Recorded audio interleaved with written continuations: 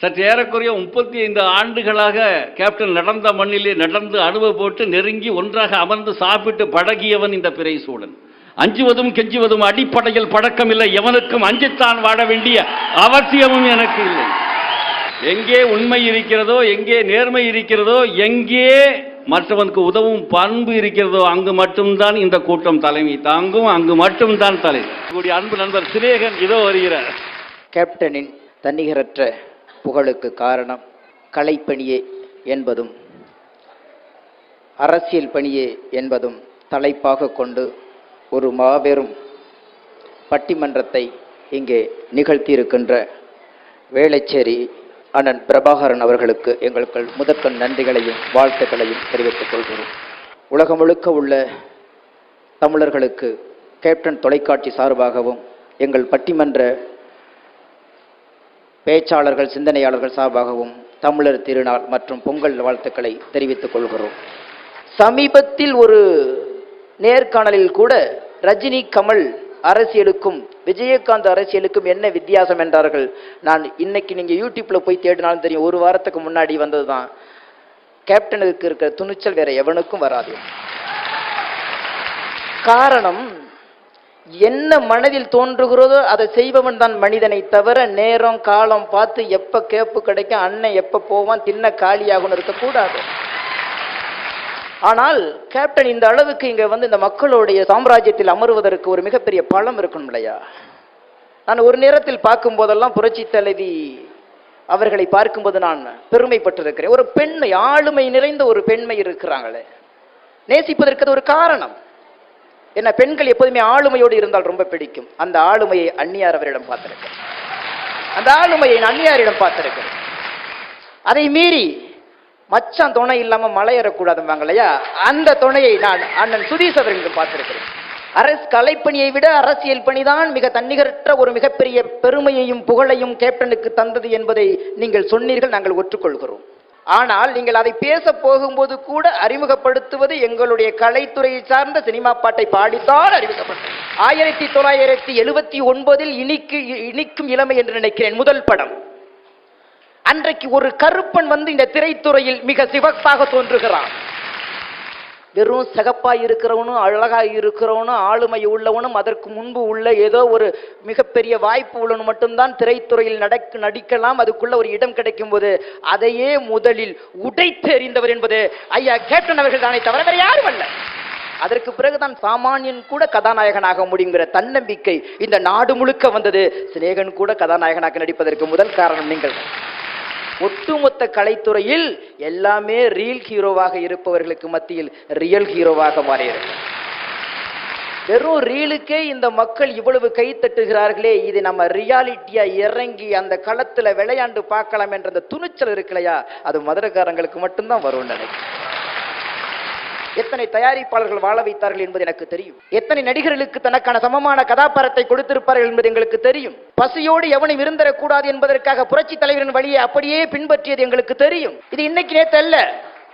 கண்ணதாசன் சிலைக்கு பக்கத்துல இருக்கிற அந்த ரோஹிணி லாட்ஜ், அது பேரு, அந்த லாட்ஜுக்கு போனா தெரியும் எத்தனை பேர் பசியாறி இருப்பார்கள், எத்தனை பேர் படுத்து உடங்கி இருப்பார்கள். கலைத்துறையில் அன்னைக்கு இன்ன வரைக்குங்க அரசியலுங்கிறது வேறுங்க. கேப்டன் பேரை சொன்னாவே உலகம் முழுக்க சொல்லக்கூடிய முதல் வார்த்தைங்க மிகச்சிறந்த மனிதருங்க. எனக்கு இந்த கட்சிக்கும் எனக்கு ஒரு தொடர்பு இருக்கு தெரியுமா? ராஜ்யம் என்று ஒரு படம் இருக்கு தெரியுங்களா? நம்ம கட்சி கொடியும் நம்ம கட்சியோடைய நிறமும் அந்த படத்துல தான் நாங்க அறிமுகப்படுத்தணும். உங்களுக்கு தெரியுமா? அதுல ஐயா வாலி ஐயா தான் பாட்டு எழுதினார். அதுல எல்லா பாட்டும் நான் எழுதினேன். ஒரே ஒரு பாட்டு மட்டும் மனோஜ்குமார் டைரக்டர் என்ன செஞ்சாருன்னா, வாலி எழுதட்டும், ஏன்னா அவர் எம்ஜிஆருக்கு நிறைய பாட்டு எழுதியிருக்காரு அப்படின்னு சொல்லி 2-3. ஏன்னா வாலி வந்து மிகச்சிறந்த கவிஞர் இல்லைன்னு சொல்லல, எழுதி அது மனோஜ்குமாருக்கு ஏதோ முன்பின் முரணாக பிடிக்கவில்லை போல இருக்கு. 2-3 வரை எனக்கு இதை தெரியாமலேயே எனக்கும் கொடுத்து எழுத சொல்றாரு. நல்லா புரிஞ்சுக்கங்க, கேப்டனுக்கு நினைவு இருக்கா இல்லையான்னு எனக்கு தெரியாது, ஆனா எனக்கும் கொடுத்து எழுத சொல்றாரு. தலைப்பை இன்னும் வந்து முதல் பாட்டு வரலையே எங்க ராமோஜி ராவ் சிட்டில வந்து படப்பிடிப்பு நடந்து கொண்டிருக்கிறது. அங்க வந்து மன்சூர் அலிகானும் இது கேப்டனுக்கு ஒரு பெரிய சண்டை காட்சி படமாக்கப்பட்டு கொண்டிருக்கிறது. இல்ல இந்த இதுதான் வந்திருக்கு. ஆனா சினேகன் ஒருத்தர் எழுதினாரு, ஆமா நீங்க சினேகன் தானே எல்லா பாட்டும் கொடுத்தீங்க, அந்த ஒரு பாட்டை மட்டும் ஏன் வாலிகிட்ட கொடுத்தீங்க கேப்டன் கேட்டிருக்காரு. கேட்டதோடைய விளைவு மறுநாளே எனக்கு பிளைட்ல டிக்கெட்டு போட்டு என்ன அங்க கூட்டிட்டு போயிட்டாங்க ஹைதராபாத்துக்கு. ஆனா போகும்போது தான் எனக்கு தெரியும் வாளிகிட்டையும் எழுத சொல்லிட்டு எண்ணுகிட்டையும் எழுத சொல்லியிருக்காரு மனோஜ்குமார். அவர் அந்த வேலையெல்லாம் நிறைய பார்ப்பாரு. எனக்கா அழுக. எனக்கு என்னன்னா முதலாக ஒரு படத்துல முழு பாட்டும் எழுதுகிறேன். அந்த படத்துல அந்த ஓப்பனிங் சாங் கேப்டனுடைய வருகை ஓப்பனிங் சாங் எழுதிட்டு பிளைட்ல போகும்போது தான் சொல்றாரு, இது ஏற்கனவே வாலி சார் எழுத வச்சிருக்காரு, ஆனா கேப்டன் தான் உங்களை எழுத சொல்லி கூப்பிட்டுட்டு வர சொல்லியிருக்காருன்னு உடனே எனக்கா அங்கேயே பிளைட்லயே மனோஜ்குமார் வெட்டி போட்டலாமான்னு தோணுது. ஏயா உனக்கு ஒவ்வொரு பாட்டுக்கும் 40 பக்கம் 50 பக்கம் எழுதி கொடுப்பேன். நான் எந்த பாட்டு எழுதணும்னு நினைச்சேனோ அந்த பாட்டை கொண்டு போய் அடுத்தவன்ட்ட கொடுப்பியா நீ? காதல் பாட்டு 1000 கலைஞர்களுக்கு எழுதி விடலாம். எத்தனை பாட்டு, தத்துவ பாட்டு, கலாட்டா பாட்டு, எதை வேணாலும் எழுதுறாங்க. ஒரு கேரக்டர், ஒரு மனிதனை பற்றி எழுதுவதற்கு ஒரு வாய்ப்பு கிடைக்கணும் இல்லையா? அவரவர் வாழ்க்கை, என் குடும்பத்தை பற்றி எழுதுவதற்கு வாய்ப்பு கிடைத்தது மாதிரி நான் நேசித்த ஒரு மனிதனை பற்றி ஒரு தலைப்பு சாங் எழுதுவதற்கு எனக்கு ஒரு வாய்ப்பு கிடைத்திருக்கிறது. அதை நீ மாத்தி கொடுக்குறீங்கிற கோபம். அங்க போனோடனே கேப்டன் பிடிச்சிக்கிட்டு நீங்க முதல்ல போய் சாப்பிடுங்க, அப்புறம் பேசுவோம், நான் எல்லாத்தையும் எனக்கு தெரியும், வந்து பேசிக்கிறேங்கிறார். எனக்கு கண்ணீரும் கம்பளமா சாப்பிட முடியல, என்ன கட்டாய பண்ணி மன்சூர் கல்யாணம் சாப்பிட வைக்கிறாரு. நீ சாப்பிடு, ஒன்னும் பார்ச்சல தான் கேப்டன் வந்துட்டாருன்றார். அதுக்கப்புறம் அந்த கொடுத்தேன், பாடி காமிச்சேன். கோட்டை முதல் குமரி வரை கட்டு ஒரு மாலை, ஏழைகளின் தோழன் என்று போடு அவன் மேல. அன்னைக்கு கேப்டன் சொன்னார், என்னுடைய ஆயுள் காலம் வரைக்கும் இந்த வரிகள் கேட்டுக்கொண்டே இருக்கணும். அன்புள்ள அரசியல்வாதிகளே, உங்களை எங்களுக்கு ரொம்ப பிடிக்கும். ஆனால் நாங்கள் கலைத்துறையிலிருந்து ஒரு தங்கத்தை உங்களுக்கு தாரை வார்த்து கொடுத்திருக்கிறோம். ஒரு தங்கத்தை தாரை வார்த்து கொடுத்திருக்கிறோம். இதுவரைக்கும் இந்த நிமிடம் வரைக்கும் அவரை பார்த்து முடி வைக்காதவன் குறைவுங்க. அவர் காலத்துல அவருடைய ஸ்டைலே வேற ஸ்டைலு. வரும்போது என் தோழி சொன்னா, எனக்கு இந்த விஜயகாந்த் ரொம்ப பிடிக்கும் அப்படின்னா. அது தூரத்தில் இருக்கிற பார்க்குற விஜயகாந்த், நீ கூட வந்து பேசி பாருமா. யாரை பார்த்தாலும் அவர் எடுத்த உடனே முதல் கேள்வி கேட்பாரு, நல்லா இருக்கீங்களா, வீட்டில் எல்லாரும் நல்லா இருக்காங்களான்னு கேட்பார். நலம் விசாரிக்க ஆள் இல்லைங்க. இது இன்னைக்கு இல்ல, நேற்று இல்ல, தொடங்கிய காலத்திலிருந்து தனக்கு வழி வரும்போது நிவாரணம் எப்படி தேவைப்படுகிறதோ அதே போல அடுத்தவருடைய வழிகளை புரிந்த ஒரு மிகச்சிறந்த கலைஞனாக இருந்தார். அப்பேற்பட்ட ஒரு மிகச்சிறந்த மனிதாபிமானம் என்பது அரசியலுக்கு வருவதற்கு முன்பே, அரசியல்வாதிகளுக்கு உங்களுக்கு தெரிவதற்கு முன்பே, கலைஞர்களுக்கும் கலை உலகத்துக்கும் கட்டி கத்து வச்ச ஒரு பெட்டகத்தை இந்த கலைத்துறைக்கு நாங்கள் அர்ப்பணம் செய்து கொண்டிருக்கிறோம் என்றால், கலைத்துறை தான் அவருக்கு தன்னிகரற்ற ஒரு மிகப்பெரிய புகழை கொடுத்தது. அந்த புகழை நாங்கள் பத்திரமாக பாதுகாத்து வைத்திருந்தோம். நீங்களும் பாதுகாத்துக் கொள்ளுங்கள் என்று கூறி விடைபெறுகிறேன். நன்றி, வணக்கம். மிக மிக அற்புதமாக சிநேகன் அவர்கள் தன்னுடைய வாதத்தை இந்த மன்றத்திலே பதிவு செய்திருக்கிறார்கள். இந்த அற்புதமான வேளையில் தன்னிகரற்ற அந்த கேப்டனுடைய புகழுக்கு காரணம் கலைப்பணியே என்று கலைமாமணி மதிப்பிற்கு மரியாதைக்குரிய டெல்லி சொன்னா எல்லாம் சரியா இருக்கும் இல்லையா? ஐயா வருக, தங்களுடைய வாதங்களை பதிவு செய்யும். இங்கே அடுக்குமொழி, அழகான மொழி, வர்ண ஜாலங்கள் உள்ள மொழி, இதில் பேச வரலனா இது இங்கே தேவையில்லை. எங்களுக்கு தேவை கேப்டன். அதுவும் அவரை பற்றி உள்ள சிறப்புகளை அவரே அமர்ந்து கேட்கக்கூடிய பாக்கியம் எங்களுக்கு கிடைத்திருக்குது. அதுக்கு ஒரு சின்ன சம்பவத்தை சொன்னா தான் உங்களுக்கு தெரிய வரும். சபரிங்கிற படத்தில் நான் அவருக்கு தந்தை. உழைத்து வாழ வேண்டும், சபரி, தவசி, பல படங்களில் தந்தையாக நடித்திருந்தாலும் கூட அந்த பல படங்களில் அவர் கூட நடித்த அனுபவங்களை சொன்னாலே ஒரு நல்ல மனிதனை, நல்ல கலைஞனை பாராட்டுவதாக அர்த்தமாகிவிடும். நான் சபரி படத்தில் நடிக்கிறேன். தாயில்லா பிள்ளை அவர், அப்பா நான் தான் அவருக்கு எல்லாம். ஓடி ஆடி வேலை செய்வார், தன் உடம்பை தானே பார்த்துக்க மாட்டார். அப்படி ஒரு கதாபாத்திரம்.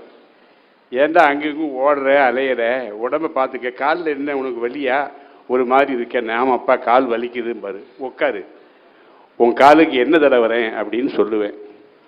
உட்காந்து பிள்ளைக்கு நான் என்ன தடவற சீன். ஆனால் நான் ஒரு மூத்த கலைஞர், வயதில் மூத்தவர், நடிப்பில் மூத்தவர் என்ற காரணத்தினால் என்னை காலை தேய்க்க விடலை. அங்கே ஆரம்பிக்குது கலை பயணம். நீங்கள் ஒன்றும் பண்ணாதீங்க, இருங்க, ரிஹர்சலில் வேறு யாரையாவது பண்ணியப்பா, யார் அசிஸ்டன்ட் டைரக்டர் வாயா நீ பண்ணியா, இதுதான் அவருடைய அன்பாக கூப்பிட்ற விதமே இதுதான். யார் உறக்க சத்தம் போட்டு முறைச்சி பேசுகிறனோ அவனுடைய இதயம் தான் சுத்தமாக இருக்கும், உள்ள நல்லா இருக்கும். அது எங்கள் கேப்டன் தான் உண்டு, வேறு யார்ட்டையும் கிடையாது. ஆக என்ன தொடக்கூடாதுன்ட்டாரு காலை. இதுதான் சார் ஒரு மூத்த கலைஞருக்கு அவர் கொடுக்குற மரியாதை. நான் எந்த கட்சியும் சேரல, இன்னைக்கு கேப்டனை பத்தி பேசணும்னு ஓடி வந்திருக்கேன். ஏன்னா அப்பேற்பட்ட ஒரு ஆள், தங்கமான ஆள். சத்தியமா சொல்ற 1984 இலங்கை தமிழ் மக்கள் எல்லாம் கொன்று குவிக்கும் பொழுது முதலாக பனகல் பார்க்கிலே உண்ணாவிரதம் இருந்த ஒரே நடிகன் ஒரே. அவருக்கு அப்புறம் தான் மற்றவங்கள்லாம். ஆரம்ப காலத்தில் ரொம்ப எப்படியோ அவமானங்கள், பலவிதமான அவமானங்களை அவர் தாங்கினார். அந்த அவமானம் எனக்கு ஏற்பட்டிருந்தா போயா இந்த துறையே வேண்டான்னு ஓடி இருப்பேன். இல்லை, கடைசி வரைக்கும் போராடி பெரிய லெவலுக்கு வந்தார். வந்ததுக்கு அப்புறம் ராத்திரி 2 மணி வரைக்கும் ஷூட்டிங் அட்டன் பண்ணுவார்.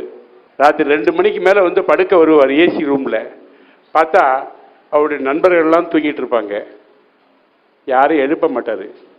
வாசலில் போய் தலானி இல்லை, படுக்கை இல்லை, தன் கையை தலானியாக வச்சு படுத்து தூங்குவார். கேப்டன் அப்படியே உன்னிப்பாக பார்க்கணும், இதெல்லாம் எப்படிடா இவனுக்கு தெரியும் அப்படின்னு. உலகத்துக்கே தெரியும் சத்தியமா. ஏன்னா நான் ராஜாபாதத்தில் அடிக்கடி போயிருக்கேன். இவர் அப்படி படுத்திருக்கிறத பார்த்த உடனே மற்ற ஐயா மன்னிச்சுங்க, ஏன் இப்படி படுத்தீங்க? போயா, இப்படிதான் என் லைஃபே நான் ஆரம்பிச்சேன் அப்படின்னு தன் ஆரம்பத்தை மறக்காத ஒரு மாபெரும் மனிதர் கேப்டன். இதையெல்லாம் பார்த்து உருகித்தான் இந்த கூட்டத்தில் எப்படியாவது அவரை பற்றி 4 வார்த்தை நான் பேசியே ஆகணும் என்று வந்திருக்கிறேன். எப்பவுமே அவர் நடந்து வந்தாலே, அவர் ஸ்லோவா நடந்து வந்து யாரும் பார்க்க முடியாது. புலி மாதிரி தான் வருவார், கட கட கட கட கட தான் வருவார். பாபா படம் ஷூட்டிங், நான் சொல்லுவது அனைத்துமே நடந்த விஷயங்கள். பாபா படம் ஷூட்டிங் நடக்குது. நாங்கள்லாம் சிவாஜி கார்டனில் உட்காந்துருக்கோம். கார் வருது, இறங்கி ஒருத்தர் வர்றாரு, யாரோ அடிக்க வர்ற மாதிரியே வர்றாரு. ரஜினி பயந்துட்டாரு. யார் சத்தியமா நடந்ததுங்க. அவர் ஒரே கூட்டமா வராங்களா, எல்லாம் ஒயிட் அம்பாசிடர் வரிசையா வருதா. என்னது இவரை பார்த்த உடனே தான் அவரு வாங்க, இவரும் வாங்க, சிங்கப்பூர் மலேசியா போறோம் நடிகர் சங்கம், நீங்க வரீங்க, கமல் வரேன். அவர் ஒரு தடவை தான் வாங்க சொன்னாரு, அவர் 100 தடவை வரேன்ட்டார். போனாரு, லாபம் கொண்டு வந்தார், கடனை அடைத்தார். சும்மா அவருடைய கலை பயணமாக இருந்தாலும் சரி, அரசியல் பயணமாக இருந்தாலும் சரி, எதுவும் சும்மா இல்லை. வெந்ததை தின்னுட்டு விதி வந்தா சாகிறவர் அல்ல. கேப்டன் அறிக்கை விட்டா கடன் எல்லாம் அடைச்சிருவாருன்னு சொல்றீங்க, அவ்வளவுதானே சொல்ல வரீங்க? ஆமா. ஆக எந்த வகையில் நீங்கள் எடுத்துக்கொண்டாலும் நான் அடித்து திருப்பி திருப்பி திருப்பி திருப்பி சொல்லுவதெல்லாம் ஒன்றுதான், நமக்கு கிடைத்த கலை பொக்கிஷம் அவர். அவர் முகத்தில் 2 பாவங்கள் வரும். ஒன்று மகிழ்ச்சியான பாவம், இன்னும் ஒன்று வருத்தமான பாவம். எப்போ வருத்தமா ஷூட்டிங் போவார்னா, இந்த லவ் சீன், குடும்ப சீன், குடும்ப சீன்லாம் வந்தா முகம் உம்முன்னு வச்சுப்பாரு. இதுவே ஃபைட் சீன் இருக்கட்டும், அவர்தான் கேப்டன். அந்த ஃபைட் சீன் வந்தா அவர் வருவார் பாரு. நான் ஒரு படம் எடுத்தேன், என் பையனை ஹீரோவை போட்டு. அவன் ஏதோ ஸ்டண்ட் சீன் பண்ணான். கொஞ்சம் நேரம் கையத்தை இந்த பக்கம் கட்டி என்னமோ தூக்குனாங்க. ஒரு 10 நிமிஷம் தான். நேராக ஸ்டண்ட் மாஸ்டர்கிட்ட போனான், ஐயா முடியல, வேற ஏதாவது வழி பண்ணுங்களேன்னா. ஒரு 10 நிமிஷம் ஒன்னால இருக்க முடியல. கேப்டன் விஜயகாந்த் பத்திரிக்கையா, காலம்பரை போட்ட கட்ட சாயந்தரம் வரைக்கும் அவுக்க மாட்டாரு. அவருக்கு டூப்பு கிடையாது. வாழ்க்கையிலையும் டூப் இல்லை, நடிப்பிலையும் டூப் இல்லை. எல்லோரும் கொஞ்ச நேரம் தான் எடுத்துக்கணும் அப்படிங்கிறது எங்களுக்கு முதலே கட்டளை. இருந்தாலும் நல்ல விஷயங்களை பேசும்போது, நல்லவர்களை பற்றி பேசும் பொழுது குறைந்த நேரம் எடுத்துக்கொண்டு விட்டால் அது நாட்டுக்கே ஆபத்து. நல்லவர்களை பற்றி நிறைய நேரம் பேசணும், நல்லவர்களை பற்றி நிறைய பேர்கிட்ட பேசணும். அப்பதான் அந்த நாடு முன்னேறும் என்று இந்த டெல்லி உங்கள்கிட்ட சொல்லிக்கொண்டு விடைபெறுகிறது. வணக்கம். ஐயா ரொம்ப நன்றி, மிக அருமையான உங்களுடைய வாதத்தை சொல்லியிருக்கீங்க. எங்களுடைய கேப்டன் சொக்கத்தங்கம் என்பதை மீண்டும் மீண்டும் நிரூபித்திருக்கிறது. ஒப்பற்ற கவிஞரும் நாடறிந்த நல்ல தமிழ் பேச்சாளரும் ஆகிய கை சுத்தமான நாகை நாகராஜன் அவர்கள் தன் வாதத்தை இப்பொழுது அரசியல் பணியே என்று எடுத்து வைப்பார். செந்தமிழே, உயிரே, நரும் தேனே, செயலினை மூச்சினை உனக்களித்தேனே, நைந்தாய் எனில் நைந்து போகும் என் வாழ்வு, நன்னிலை உனக்கெனில் எனக்கும் தானே. உலக அரசியல் வரலாற்றிலேயே எந்த ஒப்பற்ற தலைவரும் சாதிக்க முடியாத சாதனையை சாதித்த ஒரே அரசியல் தலைவர் என்ற அடையாளத்தின் முகவரியாய் அமர்ந்திருக்கிற எங்கள் கேப்டன் அவர்களே, வணங்குதலுக்குரிய அன்னியார் அவர்களே, மரியாதைக்குரிய சகோதரர் LK சுதீஷ் அவர்களே, இந்த நிகழ்ச்சியை ஏற்பாடு செய்து கொடுத்திருக்கிற தென் சென்னை தெற்கு மாவட்ட கழக செயலாளர் மரியாதைக்குரிய பிரபாகரன் அவர்களே, நான் என்ன சொல்றேன், அண்ணன் டெல்லி கணேஷ் அவர்கள் சொன்னது அத்தனையும் உண்மை, உண்மையை தவிர வேறு இல்லை, சத்தியம். ஆனால் கேப்டன் திரைத்துறையிலே மட்டும் இருந்திருந்தால் இன்றைக்கு இந்த மண்டபத்திலே எதிர்கால கனவுகளை எல்லாம் ஏக்கம் பெருமூச்சோடு இதயத்தில் தாங்கி இருக்கிற என் தாய் குலம் வந்து அமர்ந்திருக்கிறார்களே, அதற்கு யார் காரணம்? அவருடைய அரசியல் நடவடிக்கைகள் இல்லையா? கேப்டன் தன்னுடைய தார்மீக மந்திரமாக எதை சொன்னார்? தமிழன் என்று சொல்லடா, தலை நிமிர்ந்து நில்லடா. விருத்தாச்சலம் சாதாரண ஊர் அல்ல, விருத்தாச்சலம் சாதாரண ஊர் அல்ல. 2006 தேர்தல் திராவிட இயக்கங்கள் நெறிகட்டி நிற்கிறது. எங்கள் கேப்டன் 2005 இயக்கத்தை தொடங்கி 2006 ஒரு சின்னத்தையே மக்கள் மத்தியிலே சேர்க்க வேண்டிய மிகப்பெரிய பொறுப்பிலே இருந்து பிறந்த இடத்தை தாண்டி, வளர்ந்த இடத்தை தாண்டி, வாழ்கின்ற இடத்தை தாண்டி தான் பெயருக்கேற்ற ஒரு பகுதியாக தேர்ந்தெடுத்து இந்த தமிழகத்தில் விருத்தாச்சலத்திலே போய் நின்று அங்கே இருந்தவர்களை அடி வருட வைத்தாரே, அந்த ஒரு அடி பத்தாதா சார்? வெளிப்படையாக நான் அரசியல் பேசல. விருத்தாச்சலம் யாருடைய கோட்டையாக இருந்தது தெரியுமா? இது மாங்கனி கோட்டை என்று மாறுதட்டியவர்கள். தமிழகத்திலே ஒரு பழமொழி உண்டு, சிங்கத்தை அதன் குகையில் சந்திப்பது என்று. எங்கள் கேப்டன் சிங்கத்தை குகையில் சந்தித்தார். பேசியவர்கள், ஏசியவர்கள், பார்த்தவர்கள், நின்றவர்கள் எல்லாம் வியந்து போனார்கள். எங்கே இருந்து தொடங்கியது? எங்கள் அண்ணன் டெல்லி கணேஷ் எப்பயுமே அவர் ரொம்ப நல்ல மனுஷன், ஒரு தன்மையானவர். அவர் மனசாட்சிக்கு விரோதம் இல்லாமல் பேச மாட்டார். அரசியல் உணர்வு என்பது மனிதனுக்கு எங்கே தோன்றியது என்பதற்கு காரணம் இருக்கிறது.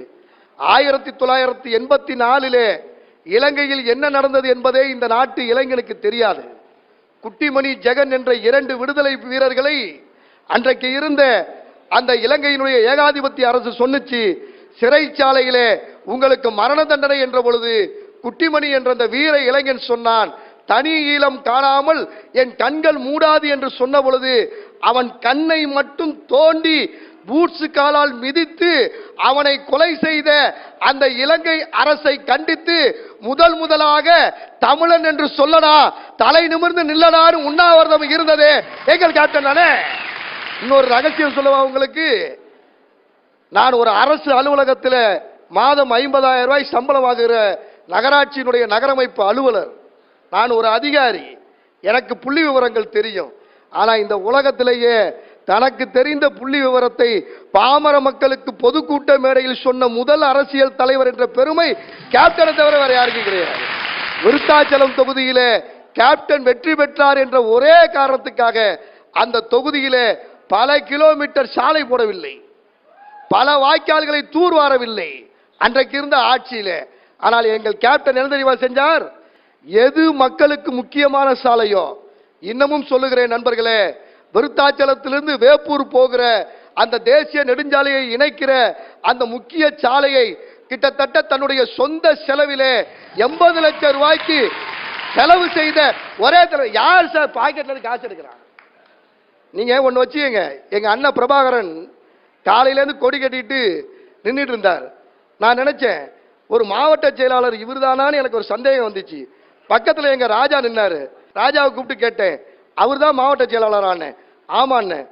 எனக்கு தெரிஞ்சு சாதாரண வட்ட செயலாளரு 10 பேரை பக்கத்தில் வச்சுட்டு வேலை வாங்குறப்ப ஒரு மாவட்ட செயலாளரே பந்தல்கால் நட்ட இயக்கம் என்று சொன்னால் அது தேசிய முற்போக்கு திராவிட கழகம் தானே. தலைவன் எவ்வழியில் இருக்கிறானோ அதே போல தன் கடைசி தொண்டன் எவன் இருக்க வேண்டும் என்று நினைக்கிறானோ அவன் தானே தலைவனாக இருக்க முடியும். நான் கேப்டனை தமிழ் படித்த தமிழனாக பார்க்கிறேன், ஒரு அரசு அலுவலராக பார்க்கிறேன். அதையும் தாண்டி சொல்லுகிறேன், இந்த தமிழகத்தில் என்னை அசைக்க யாரும் இல்லை, என்னை ஆட்டவோ அசைக்கவோ முடியாது, நான் வந்த இனம் அப்படி என்று சட்டசபையில் பதிவு செய்த ஒருவரை சட்டசபையிலேயே எழுந்து நின்று உன்னால் என்ன முடியும் என்று கேட்டார். எழுந்து வந்திருக்கிற பூட்டிய இருப்பு கூட்டின் கதவு திறந்தது. சிறுத்தையை வெளியில் வா, எளியன உன்னை இகழ்ந்தவர் முன் புலியென செயல் செய்ய புறப்படு என்ற பாவேந்தரின் வரிகளுக்கேற்ப மக்களோடு மக்களாக உட்கார்ந்து அன்னை தமிழுக்கு மரியாதை கொடுத்திருக்கிற எங்கள் அரசியல் கேப்டனுக்கு மட்டும்தான் தன்னிகரற்ற புகழை தரவல்லது என்பதை சொல்லி தமிழகத்து அரசியல் வரலாற்றில் கேப்டனின் பக்கங்கள் இளைஞர்களால் படிக்கப்படுவது மட்டுமல்ல, முதியவர்களால் பார்க்கப்படுகிறது, அரசியல் விமர்சகர்களால் சேகரிக்கப்படுகிறது என்பதை நினைவோடு சொல்லி நிறைவாக இறுதியாக கடைசியாக ஒன்றே ஒன்றை சொல்லிக் கொள்கிறேன். போயிட்டு வரேன்.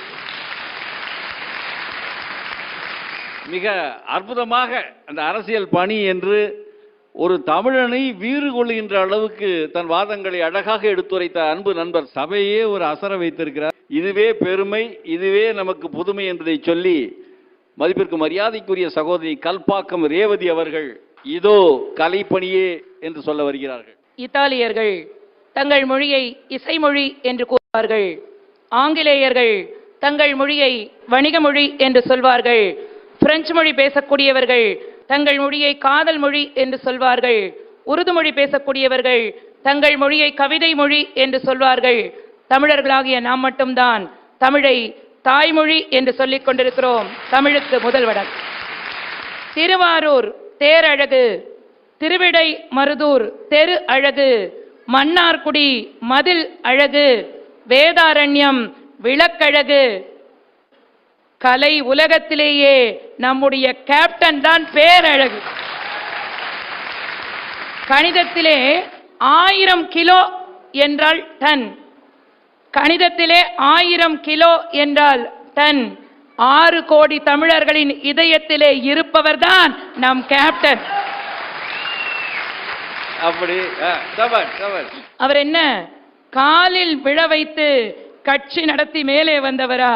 தன்னை நம்பி வந்த ஒவ்வொரு தமிழனையும் தலை நிமிர வைத்து கட்சி நடத்தியவர். ரஜினி சார்ட்ட போய் உங்க கொள்கை என்ன அப்படின்னு கேட்டா அவருக்கு தலை சுத்துது. கமல் சார்ட்ட போய் உங்க கொள்கை என்னன்னு கேட்டா நமக்கு தலை சுத்துது. ஆனால் தன்னுடைய கொள்கை என்ன என்பதை மிக எளிமையாக சொன்னவர் கேப்டன்.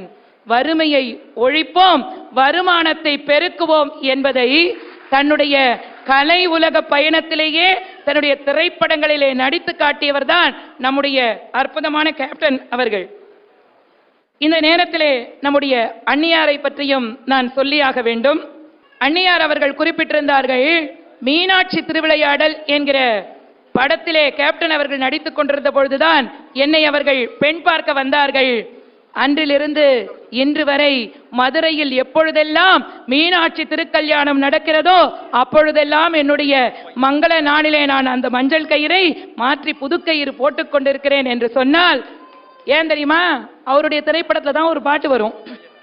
சேல மேல சேல வச்சு செவத்தப்பட்டு 100 வச்சு ஒரு மெச்ச கை பிடிச்ச ஒரே ஒரு உத்தமரு, வீரபாண்டி தேரு போல பேரெடுத்த சிங்கந்தா, ராமர் என்ன தர்மர் என்ன கேப்டன் மனசு தங்கந்தா.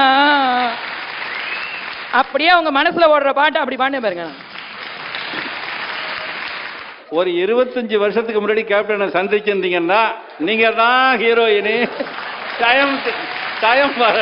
இப்ப கேப்டன் ஒரு 25 வருஷத்துக்கு முன்னாடி நம்பர் 2 ராஜாபாதர் வந்தா ரேவதி தான் ஹீரோயினு. டைம் பாராயிடுச்சு. இப்ப எனக்கு என்ன வயசாச்சு? இப்பதான் 17 முடிஞ்சு 16 நடக்குது.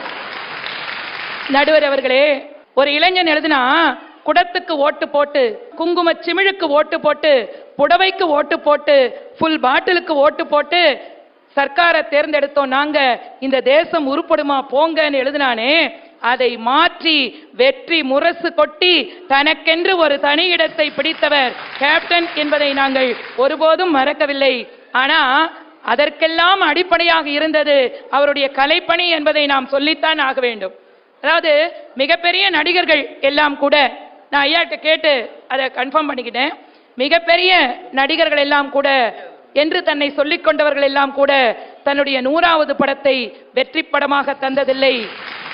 ஆனா யார் டைரக்ட் பண்ணுவான்னு காத்துட்டு இருப்பாங்களாம் பெரிய பெரிய இயக்குனர்களை நோக்கி.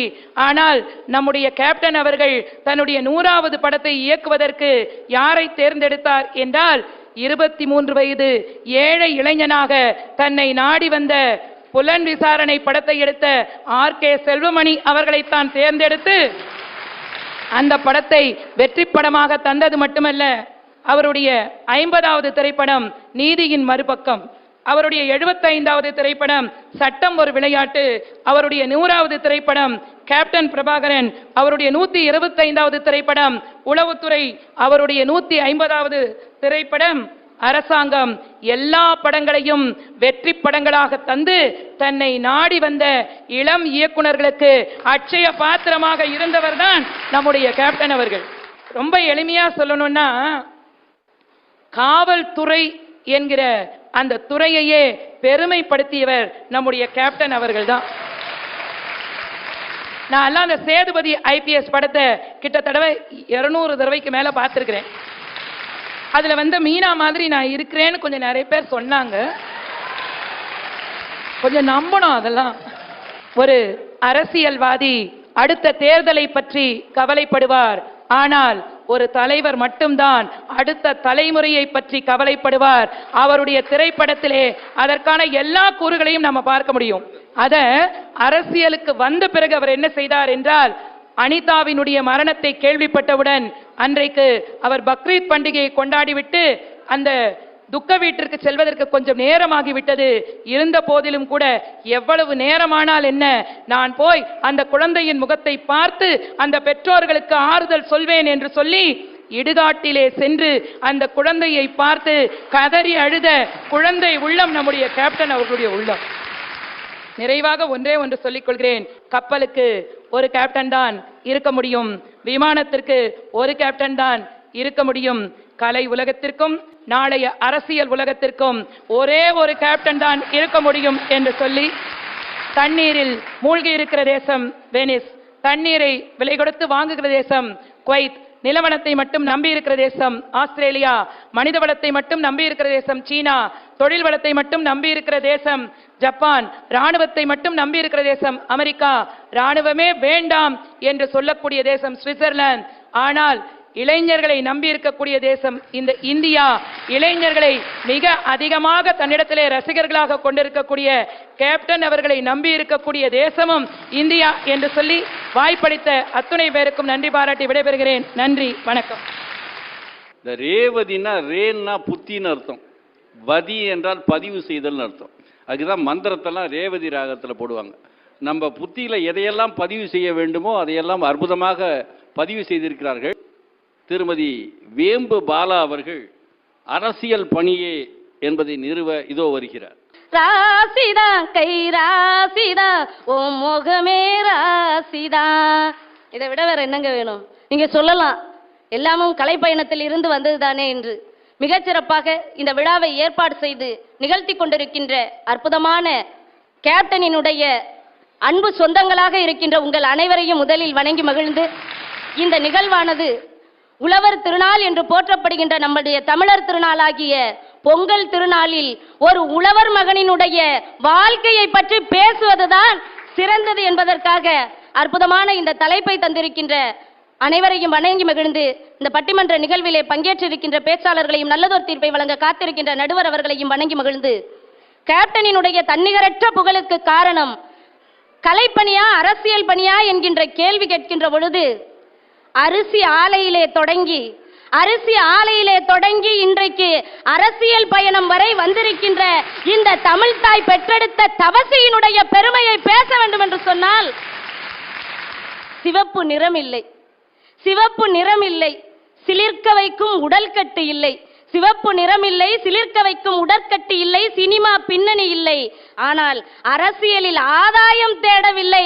அதனால்தான் 12 ஆண்டுகள் கடந்தும் இன்றைக்கு கரைபடாத கரங்களுக்கு சொந்தக்காரராக இந்த தமிழகத்தில் இருக்கிறார் என்று சொன்னால் அது கேப்டனை தவிர வேறு யாராக இருக்க முடியும் என்பதை யோசித்து பார்க்க வேண்டும். கலை பயணத்தில் அவரோடு பயணித்தவர்கள் எத்தனையோ பேர் இருக்கலாம். மரியாதைக்குரிய வாகை சந்திரசேகரன் குறிப்பிடும் போது சொல்வார்கள், நானும் அன்பிற்குரிய தம்பி அவர்களும் மதுரையில் இருந்து புறப்பட்ட போது நான் பையோடு புறப்பட்டேன், தம்பி பைக்கோடு புறப்பட்டாரு. ஆனால் நாங்கள் பட்ட கஷ்டம் கொஞ்சம் நஞ்சமல்ல என்று. ஆனால் அத்தனை கஷ்டங்கள் பட்டாலும் கூட கமர்சியல் படங்கள் நடித்து காசு சம்பாதித்து, கமர்சியல் படங்கள் நடித்து காசு சம்பாதித்து கால் மேல் கால் போட்டு உட்கார்ந்து ஹாயாக வாழ்வதை விட தான் நடிக்கின்ற ஒவ்வொரு படத்திலும் தன் கொள்கை என்ன என்பதனை சிவப்பு மல்லியில் தொடங்கி அந்த சிவப்பு மல்லியில சிவப்பு கொடியை கையில் ஏந்திய போது அவருடைய லட்சியம் என்ன தெரியுமா? சிவப்பு என்பது இந்த நாட்டில் அடிமைகளே இருக்கக்கூடாது என்பதைத்தான் இன்றைக்கும் நம்முடைய கேப்டன் கொடியில் முதலாவதாக வைத்திருக்கிறார் என்று சொன்னால் யோசிச்சு பாருங்க. இப்படி அற்புதமான கேப்டனுக்கு ஒரு துணை அமைந்தால் அந்த வாழ்க்கை வள்ளுவன் சொன்னார் இல்லையா, புகழ் புரிந்த இல்லிலோருக்கு இல்லை தம்மை இகழ்வார் முன் ஏறுபோல் பீடு நடை. அப்படி இன்று அவர் வீர நடை போடுகிறார் என்று சொன்னால் அதற்கு பக்கத்திலே அமர்ந்திருக்கின்ற அன்னியார் என்கின்ற மிகப்பெரிய சக்திக்காரன். ஒரு அரசியல் தலைவன்னா இன்னைக்கு நாட்டில் யார் வேணாலும் அரசியல் தலைவன். ஆனால் அரசியல் தலைவன் என்று சொன்னால் முதலில் இருக்கக்கூடியது துணிவு இருக்கணும். மிக பெரும் இந்த தமிழ்நாட்டினுடைய அரசியல் சாணக்கியன் என்று சொல்லிக் கொண்டிருந்தவர்களுக்கு மத்தியிலும் எங்களுடைய அணித்தலைவர் குறிப்பிட்டதை போல யாருமே எதிரே நின்று பேச முடியாது என்பவர்களுக்கு எதிரே நின்று அன்றைக்கே அரசியலில் 2 ஜாம்பவான்களை எதிர்த்து களம் புரிந்தார் என்று சொன்னால் ஒரு இபிஎஸ்ஐயோ ஒரு ஏபிஎஸ்ஐயோ எதிர்த்து உள்ளே வரவில்லை. யோசிச்சு பாருங்க, எவ்வளவு ஒரு அற்புதமான நிலையிலே இந்த அரசியல் களத்திற்குள்ளே வந்தார். முதல்ல துணிவு இருக்கணும்னு சொன்ன இல்லைங்களா? இந்த துணிவு எப்படி வந்தது தெரியுமா? இந்த துணிவினுடைய பெருமைக்கு ஒரே ஒரு எடுத்துக்காட்டு சொல்லட்டுமா? இன்றைக்கு யார் வேண்டுமானாலும் அரசியலில் சாதிக்கிறோம் என்று சொல்லலாம். ஆனால் அவருடைய கேப்டன் என்கின்ற வார்த்தையின் பொருள் வழிகாட்டி என்பது. அவர்கள் குறிப்பிட்டதை போல கேப்டன் என்று சொன்னால் வழிகாட்டி என்று பொருள். எப்படி வழிகாட்டினார் தெரியுமா? இந்த மக்களுக்கு நெசவு தொழிலாளர்கள் தங்களுடைய தொழில் நடிவடைந்து சென்று கொண்டிருந்த போது ஊருக்கு ஊர் கஞ்சி தொட்டி திறந்தார்கள்.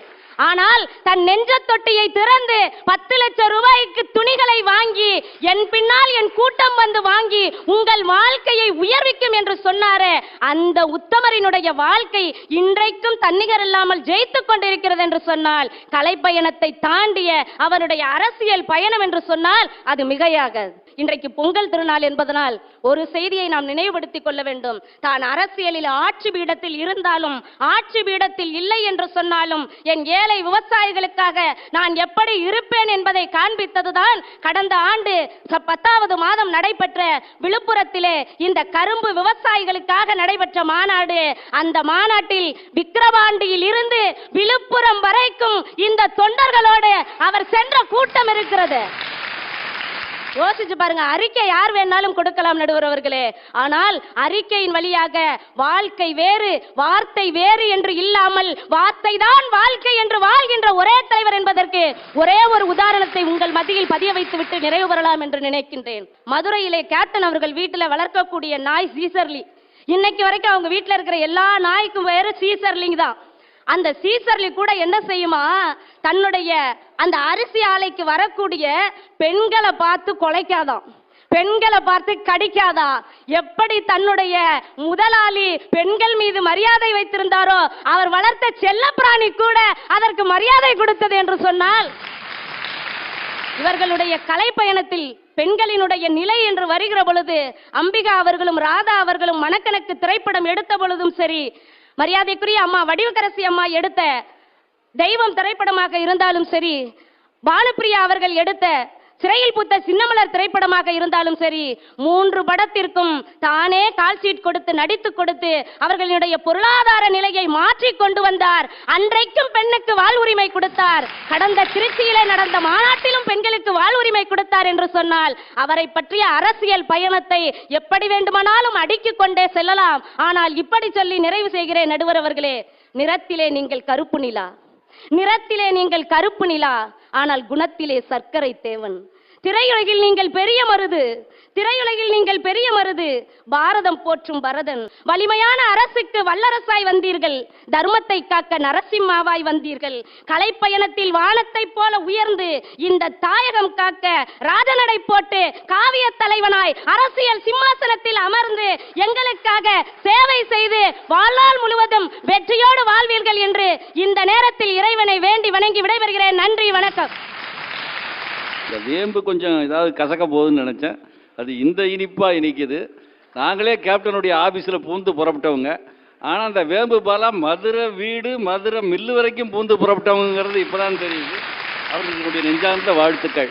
முனைவர் செண்பகமூர்த்தி அவர்கள், அவர் தன் வாதத்தை இதோ அரசியல் பணியே என்பதை நிறுவ இதோ வருகின்றார். அன்பு, பாசம், கண்ணியம், வீரம் அத்தனைக்கும் எடுத்துக்காட்டாய் விளங்கி வரக்கூடிய எங்களுடைய அன்பு அண்ணா, உங்களை மட்டும் வணங்குகிறேன். உங்களை வணங்குவதால் உலகத்தையே வணங்கியதாக பொருள். அந்த காரணத்தில் உங்களுக்கு மட்டுமே வணக்கம். ஏன்னா கடைசியாக கூப்பிட்டுருக்காங்க, நேரம் வேற இல்லை. தெளிவாக சொல்ல வேண்டியிருக்கு சில விஷயங்களை. இங்கே கலைத்துறையா அரசியல் துறையா என்றெல்லாம் பேசியிருக்கிறார்கள். ஆயிரக்கணக்கான கூட்டங்களில் பேசியிருக்கிறேன், ஆர்ப்பாட்டமாக, ஆவேசமாக, ஆழமாக. ஆனால் இங்கு என்ன பேசுவது என்று தெரியாமல் நிறைய பேர் திணறக்கூடிய ஒரு சூழல். எனக்கு கொடுத்திருக்கக்கூடிய டைட்டில் கலைத்துறையா? ஆம், கலையிலும் உங்களுடைய சாதனை இருக்கிறது. அரசியலா? அரசியலும் உங்களுடைய சாதனை இருக்கிறது. ஆனால் காலம் கடந்து என்றைக்கும் மிஞ்சி நிற்கக்கூடிய ஒரு புகழ் உங்களுக்கு, தன்னிகரற்ற புகழ் என்று சொன்னால் அது அரசியல் புகழ் மட்டும்தான் உங்களை ஆண்டாண்டு காலம் வரலாற்றை தாண்டி உங்களுடைய புகழை எடுத்துச் செல்லும். அதில் எந்த விதமான மாற்று கருத்திற்கும் இடமில்லை. ஆயிரக்கணக்கான மேடைகளில் பேசியிருக்கேன். ஒரு நாள் கூட ஒரு பதட்டமோ ஒரு கூச்சமோ இருந்ததே இல்லை. இன்றைக்கு உங்களோடு ஒப்பிட்டு பேசுவதற்கு கூட யாருக்கும் ஒரு ஒரு ஒரு ஒரு தகுதி இல்லை. ஒப்பாரும் மிக்காரும் இல்லாத ஒரு தலைவர் என்று சொன்னால் அது நீங்கள் தான். உங்களை கீழே அமர வைத்து நாங்கள் எல்லோரும் மேலே இருக்கிறோமே என்று கூச்சத்தோடு முள்படுக்கையின் மீது உட்கார்ந்தது போல் உட்கார்ந்த போது கொஞ்சம் தடுமாற்றமா இருக்கு, மேலே உட்கார்ந்து கூச்சமா இருக்கு அப்படின்னு சொல்லும் போது அந்த கரை வேட்டி கட்டிய ஒரு நண்பன் சொன்னா, கவலைப்படாதீங்கண்ணா, அதுதான் இங்கே தேமுதிகல விருட்சமென வளர்ந்திருக்கக்கூடிய அந்த மரத்தின் விழுதுகள் மேலிருந்து தொங்கும், அதை அசையாமல் காத்து நிற்கக்கூடிய ஆணி வேர் பூமிக்கு அடியிலேயே தங்கும். வேர் எங்க கேப்டன், நீங்க விழுதுதான், மேல இருங்க, ஒன்றும் தப்பு இல்லை அப்படின்னு சொன்ன அந்த பண்பு நீங்கள் கற்றுக் கொடுத்த பண்பு தானே, நீங்கள் கற்றுக் கொடுத்த பண்பு தானே.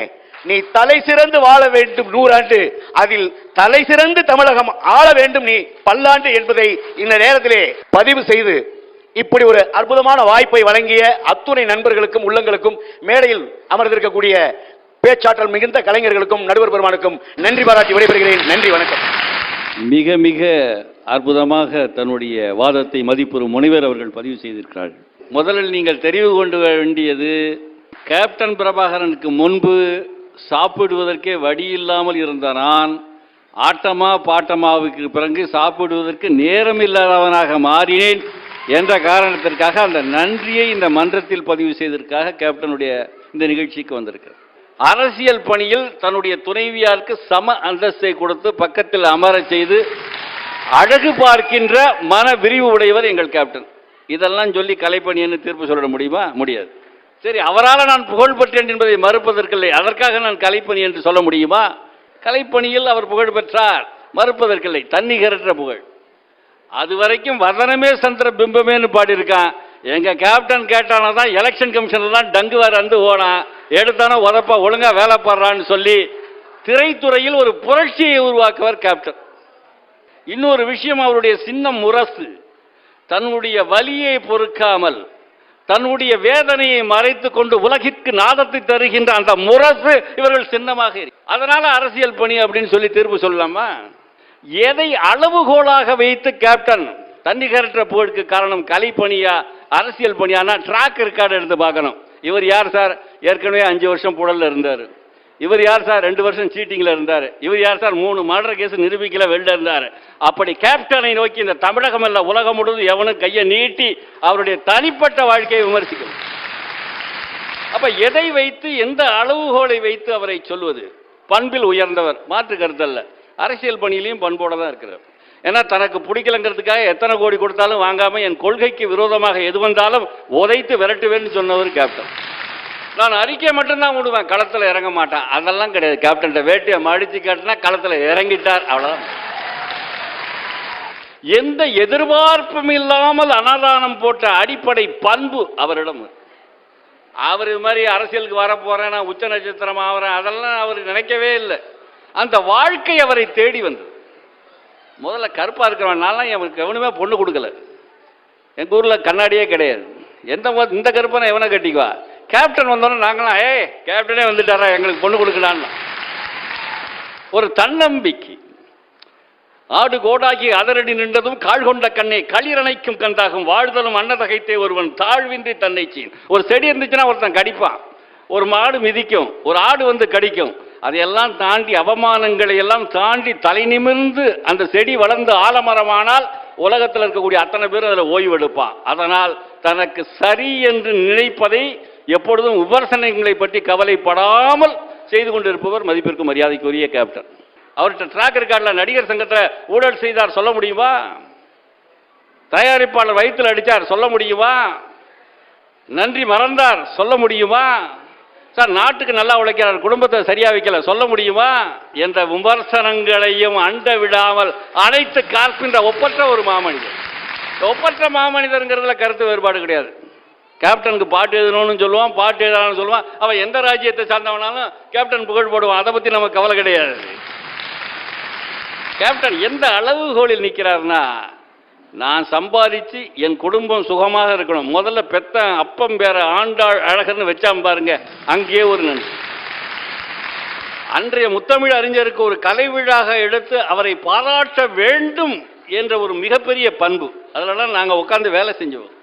அன்றைக்கு முத்தமிழ் அறிஞருக்கு ஒரு விழா எடுக்கிறதுக்கு முதல்ல மற்றவனை அதிகாரம் இல்லாமல் வாழலாம், அலங்காரம் இல்லாமல் வாழலாம், மற்றவனுடைய திறமையை அங்கீகரிக்கக்கூடிய ஒப்பற்ற தலைமை பண்பு மதிப்பிற்கு மரியாதைக்குரிய விஜயகாந்த் அவர்கள் என்று அழைக்கப்படுகின்ற எங்களுடைய அன்பு கேப்டனுக்கு அன்றையிலே இருந்துச்சு. பேரே விஜயகாந்த் தானே வச்சான், வெற்றி காந்தியா. நல்லா ஓடிட்டு இருக்க உள்ள ஒரு கல்லு தடுக்கிட்டா உடனே நின்றுட முடியுமா? ட்ராக்கை திருப்பி மாற்றி ஓடிக்கிட்டே தானே இருக்க போறீங்க. தான் சார்ந்த சமூகமும் தன் இனமும் கேப்டன் பிறமொழி படங்களை விரும்பவில்லை. அது முதல்ல முக்கியமாக நீங்க தெரிந்து கொள்ள வேண்டும்.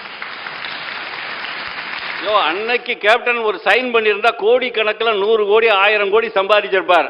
தமிழை தவிர நான் எந்த மொழியும் ஏற்பதற்கு இல்லைன்னு சொல்லக்கூடிய ஒருமையான ஒரு தமிழன் கேப்டன். அதுபோல எவரால் அவமானப்படுத்துகின்றதை வெகுமானாக மாற்றுகின்ற கருப்பு நான் அவரோடு நடிக்க மாட்டேன்னு புறந்தள்ளின காலம் போய் நான் கட்டிக்கிறேன் நீ கட்டிக்கிறேன்னு ஓடி வந்த காலங்களாக மாற்றி காட்டியவர் கேப்டன்.